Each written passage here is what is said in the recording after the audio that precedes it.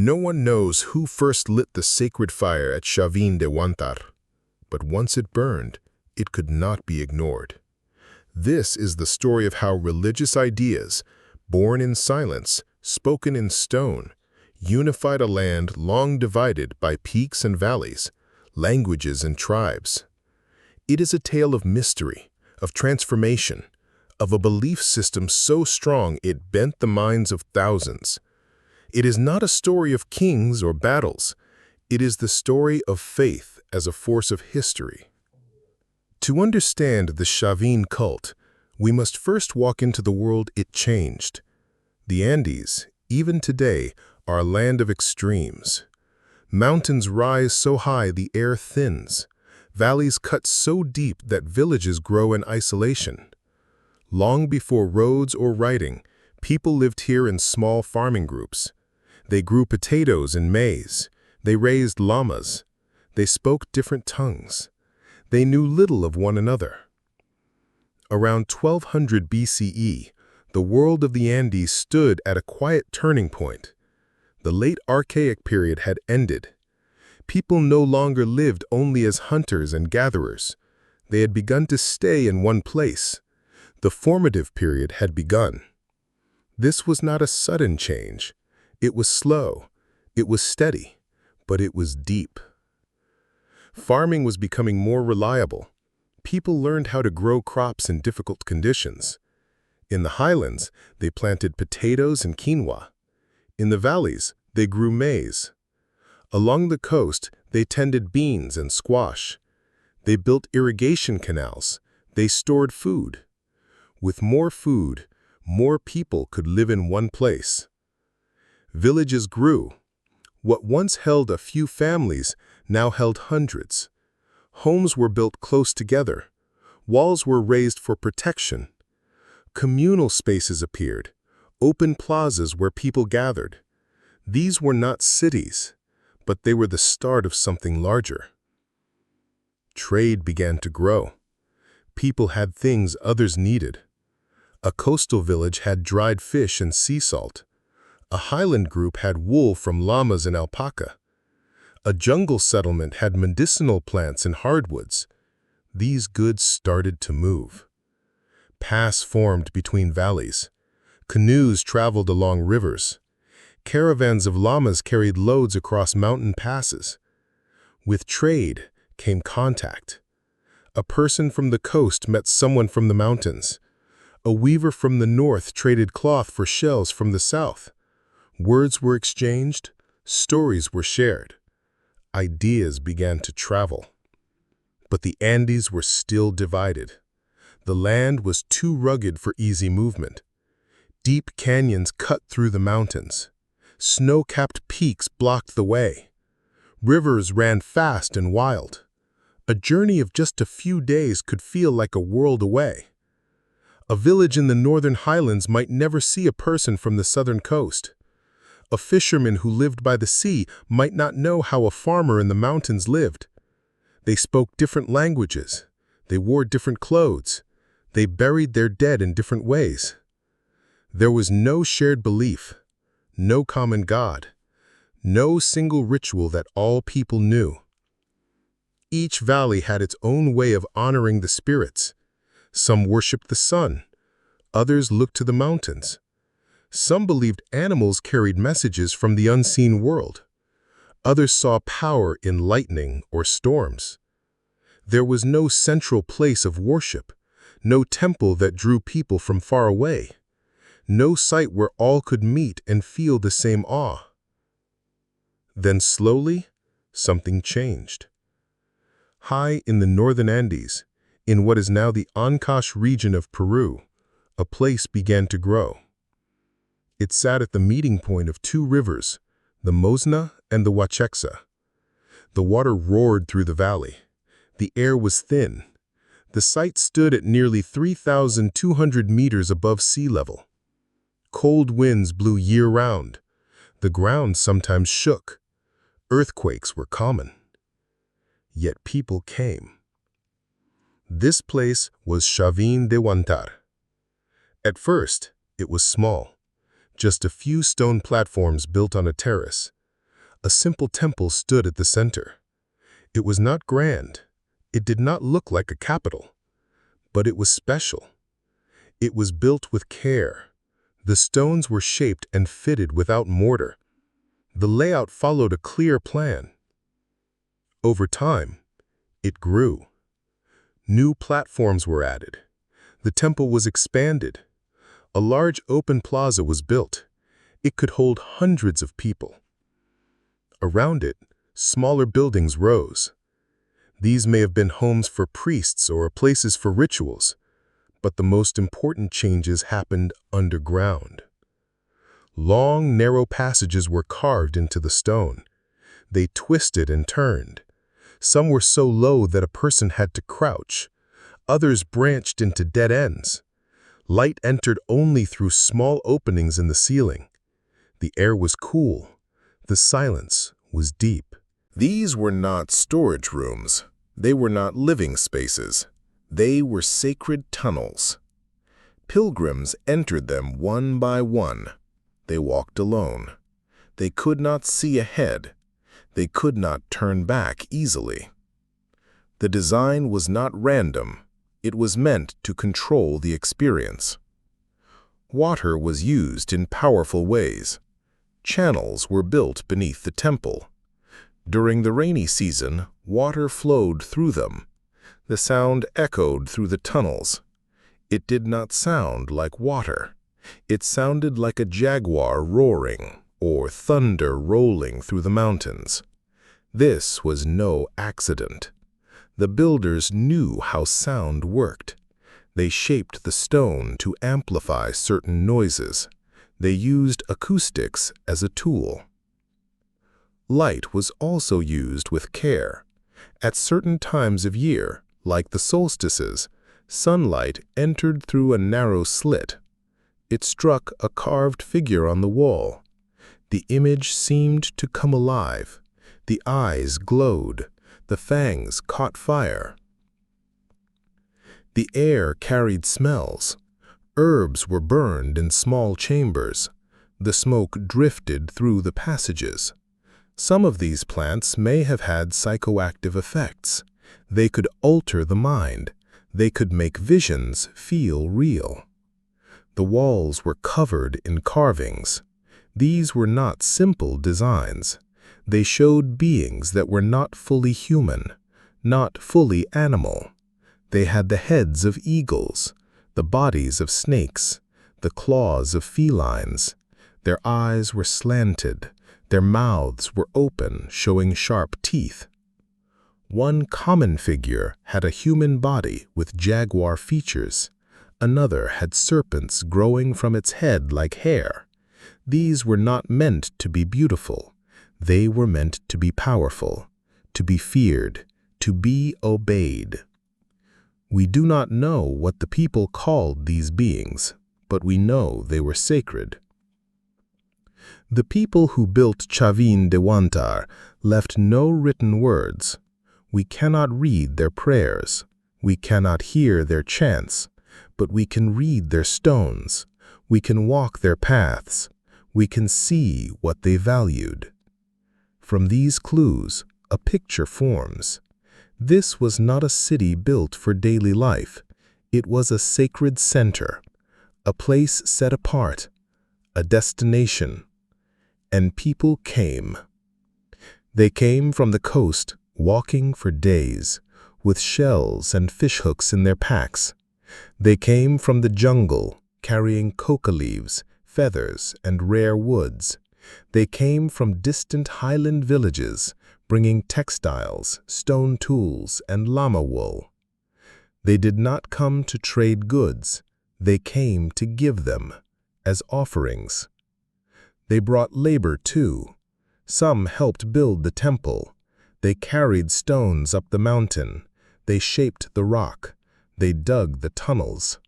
They did this not for pay. They did it as an act of faith. They brought belief. They came because they had heard. Word had spread. This was a place where the gods could be reached, where visions came true, where the world beyond the visible could be touched. This was the Chavín cult. It was not a state. It did not have an army. It did not collect taxes. It did not rule over land. There was no king, no written law, no system of punishment. Yet it had power. Its influence spread across hundreds of kilometers. Chavín-style art has been found in sites far from the temple. Carvings of the fanged deity, sculptures of the staff god, pottery with snake motifs. These were not copies made by chance. They were deliberate. They showed respect. They showed belief. How did this happen? Not by force, not by war, but by religion, by sacred space, by controlled experience. The temple at Chavín de Huántar was designed to change the mind, to shift how a person saw the world. To enter was to leave the everyday, to step into the sacred. The journey began outside. Pilgrims approached the main plaza. They saw the temple rise before them. It was not huge by later standards, but it was imposing. The stone was dark. The carvings were deep. The air felt still. They entered through a narrow doorway. The light dimmed. The walls closed in. The floor sloped downward. The sound of voices faded. They walked in silence. The passages were not lit. Only thin beams of light came through small openings. These shifted with the sun. At dawn, light struck a carving of a serpent. At noon, it highlighted a jaguar's face. The water roared in the tunnels below. The smell of burnt herbs filled the air. The walls pulsed with images of powerful beings. Fear rose. Awe followed. Then wonder. Then submission. This was not a passive experience. It was shaped. Every detail was chosen. The builders knew how people respond to darkness, to sound, to isolation, to sudden light. They used architecture as a tool of belief. At the heart of the temple stood the lanzone. It was a single stone carved into the shape of a god. It rose over 4 meters high. It was placed in a narrow chamber, so tall that the ceiling seemed far away. The room was dark. Only one shaft of light entered, from above. The figure had slanted eyes. Its mouth was open, showing fangs. Its hands held staffs that reached toward the sky and the earth. Its body was covered in snakes. Its headdress held images of cats and birds. No one could see the whole figure at once. The chamber was too narrow, the light too dim. Pilgrims saw only parts. First the claws at the base, then the hands, then the eyes, then the fangs. They had to move around it, slowly, carefully. Each step revealed a new piece. The lanzone was not just a statue, it was a presence. It filled the room. It seemed to breathe, to watch, to speak without words. This was the center of the cult. Priests likely performed rituals here. They may have chanted, they may have burned offerings, they may have entered trance states, they may have claimed to speak for the lanzone. We do not know their names. No rulers, no prophets, no high priests have been named in the record, but we can see their work. They were not just builders, they were planners. They understood how to move people, how to shape belief, how to create awe. They also understood trade. Chavín de Huántar sat at a crossroads. To the west, the coast stretched to the Pacific. It offered spondylus shells, bright red, rare, and deeply sacred. These shells came from warm waters far to the north. They were not local, but they were found in offerings at Chavín. To the east, the jungle began. It gave coca leaves used in rituals. It gave exotic bird feathers, bright green, deep blue, gold and yellow. These were worn by shamans. They were symbols of power. To the north and south, highland valleys produced fine textiles. Wool was spun and dyed. Cloth was woven with complex patterns. Stone was shaped into tools and carvings. Pilgrims brought these goods to Chavín de Huántar. They placed them in offering pits. They left them at the base of the lanzón. They gave them freely. In return, they received something deeper than goods. They received belonging. They became part of something larger, a shared belief, a common ritual, a spiritual network. They could say, I have been to Chavín, I have walked the sacred path, I have seen the God.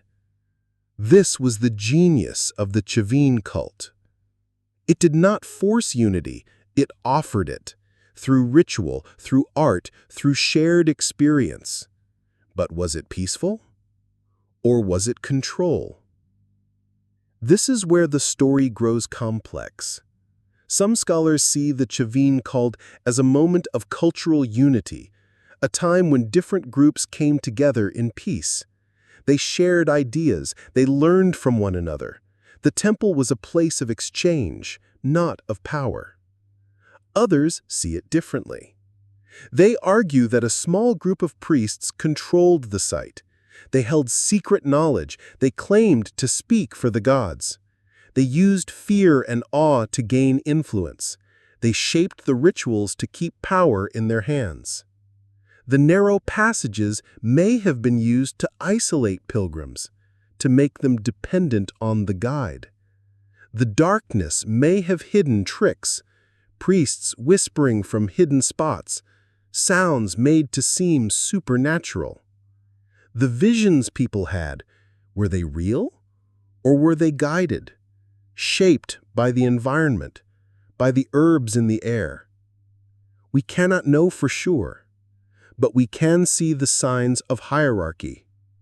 Not everyone could enter the inner chambers. The tunnels were small, only a few could pass at a time. The rituals were likely performed by a select group, shamans or priests. These individuals may have worn special clothes, used special objects, spoken in a sacred way.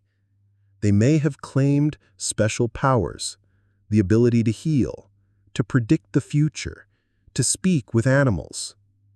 This gave them authority. And authority can become control. So the truth may lie in between. The Chavín cult was not purely spiritual, it was not purely political, it was both. It brought people together, it created a shared religious language, it spread ideas across the Andes. But it also concentrated power. It gave a few the ability to shape the beliefs of many. It was not a government, but it was a system, and like all systems, it had both light and shadow. The people who came to Chavín de Huántar did so with faith.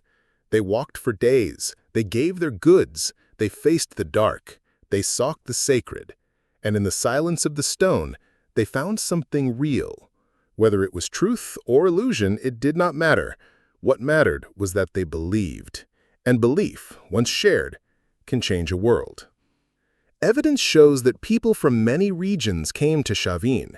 Their offerings have been found in the temple ruins, shells from Ecuador, minerals from the south, textiles from the north. These were not forced tributes, they were gifts, voluntary acts of faith. Yet the temple itself was not open to all. The inner chambers were small, only a few could enter at a time. The rituals were likely performed by a select group, priests or shamans. These individuals may have claimed special knowledge, a link to the gods, a power to interpret visions. One key figure, though not a person, was the staff god. This image appears again and again in Chavín art, a standing figure holding staffs in both hands. Its face is stern, its headdress is tall, filled with snakes and birds. It is not human, it is not animal, it is both. The staff god became a symbol, not just at Chavín, but across the Andes. Copies of its image have been found hundreds of kilometers away. In distant villages, people began to carve similar figures. They built small shrines. They adopted Chavín-style rituals. This was not conquest. This was imitation. This was belief spreading like a ripple. But how did it start? What gave the Chavín cult its initial spark? One clue lies in the environment. Around 1000 BCE, the climate in the Andes shifted. Droughts came, floods followed, crops failed. People were anxious. In times of crisis, religion often grows stronger. People seek answers. They seek protection. They seek order. The priests of Chavín may have claimed to control the forces of nature. They may have said they could bring rain. They may have said they could calm the earth. Their rituals may have been timed to solstices, to planting seasons, to celestial events, and they may have used psychoactive plants. Evidence from the site shows traces of cinnabar and possible residues of hallucinogens. Coca leaves were known in the region. Ayahuasca, though not confirmed at Chavín, was used in later Andean traditions. It is possible that rituals included altered states of consciousness. In such states, visions occur. A man might see a jaguar speak. He might hear a mountain sing. He might believe he had met a god. These experiences were not random. They were guided. The temple's design, the sounds, the lights, the smells, may have been used to shape the visions, to make them point to the same truth, that the Chavín gods were real, that the priests were their voice. This is where the Chavín cult became powerful. It did not just offer belief, it offered proof, personal, emotional, undeniable. Now, consider the turning point. Around 800 BCE, Chavín de Huántar reached its peak. The temple complex was complete. The underground galleries were finished. The plazas could hold hundreds. Pilgrims came in waves. The influence of Chavín art and ritual spread across the northern and central Andes. But then, slowly, the flow reversed. By 500 BCE, activity at the site declined. Offerings became fewer. The temple was no longer expanded. New construction stopped. The flame that had burned so brightly began to fade. Why? There is no single answer, but several factors likely played a role. First, the environment may have turned against them. Earthquakes damaged parts of the temple. Some tunnels collapsed. The sacred spring may have changed course. When the gods seemed to abandon the site, people may have lost faith. Second, new centers of power rose. Elsewhere in the Andes, other cultures began to develop their own religious systems. The Krupisnik to the north, the Paracas to the south. These groups borrowed from Chavín, but they did not follow it. They adapted, they innovated, they created their own paths. Third, the very success of the Chavín cult may have led to its decline. As its ideas spread, local leaders may have taken them and used them for their own benefit. A village chief might say, "I do not need to go to Chavín. I have my own priest, my own vision, my own god." The center lost its monopoly on the sacred, and so the cult faded, not with a crash, not with war, but with silence. People stopped coming. The fires went out. The wind howled through empty halls. Yet the ideas did not die. Long after Chavín de Huántar was abandoned, its symbols lived on. The staff god appeared in later Andean religions. The use of sacred architecture, temples built to shape experience, continued for centuries. The belief in a hidden, powerful world beneath the surface of things remained strong. Even the Inca, over 1,000 years later, echoed Chavín in their own way. Their capital, Cusco, was designed as a sacred center. Their rituals involved visions, offerings, and pilgrimage. Their gods spoke through priests. Was this a direct line? No, history is not a straight road. but it is a river, and Chavín was one of its sources. Now, let us return to the question, how did religious ideas unify the Andes? The answer is not simple. The Chavín cult did not create a single nation. It did not erase differences. It did not end conflict. But it did something profound. It created a shared religious language. Before Chavín, the Andes were a patchwork of isolated beliefs. After Chavín, there was a common set of symbols, a common way of seeing the divine, a common ritual space, both physical and mental. People who had never met could recognize the same God. They could understand the same carvings. They could take part in similar ceremonies. This was unity, not political, but spiritual. And it was achieved not by force, but by design. The builders of Chavín understood something deep about human nature. They knew that belief is not just taught, it is felt, it is seen, it is heard, it is lived. So they built a place where the sacred could not be ignored, where the walls spoke, where the water roared like a beast, where light fell like a message from the sky. They turned religion into an experience, and in doing so, they made the distant feel near, the strange feel familiar, the alone feel part of something greater. This was their triumph. But let us not forget the cost. Not all who came to Chavín did so freely. Some may have been pressured. Some may have been deceived. The priests held power. They controlled knowledge. They shaped truth.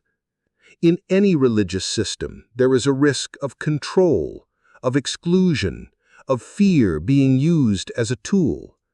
At Chavín, the narrow passages may have served not just to inspire awe, but to isolate, to make the pilgrim dependent on the guide. The dark halls may have been used to hide tricks, hidden speakers, moving panels, sudden lights.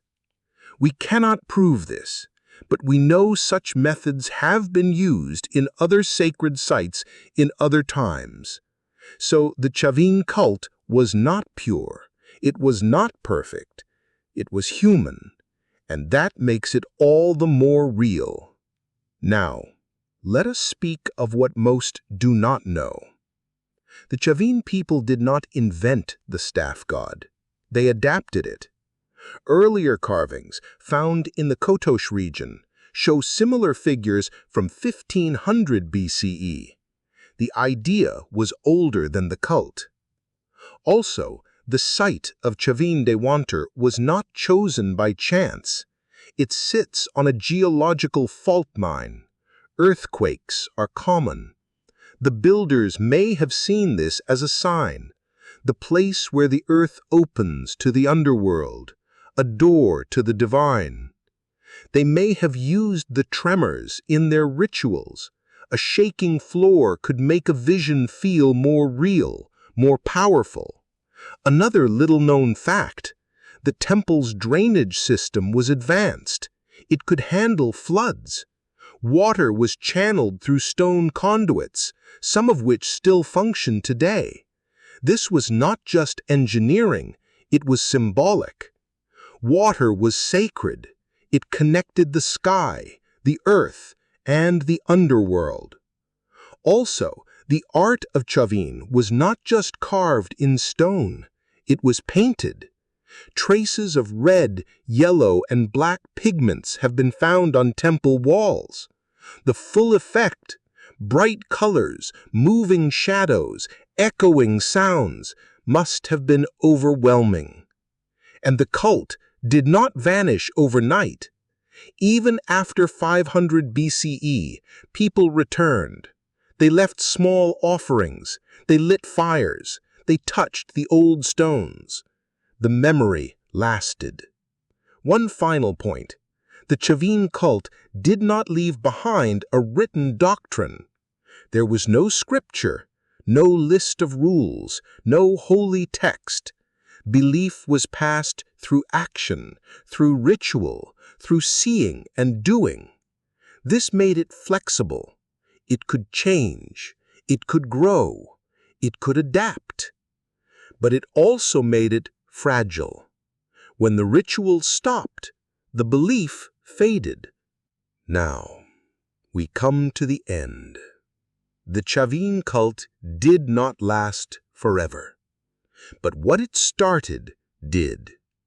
It showed that ideas could travel farther than armies, that a symbol could be stronger than a sword, that a shared dream could bind a land. It was not the first religion in the Andes, but it was the first to reach beyond its home, the first to create a spiritual network, the first to make the local feel universal. And in the quiet halls of Chavín de Huántar, where the wind still sings through the stones, that legacy remains. We do not know the names of those who built it. We do not know the words they spoke. But we know what they believed.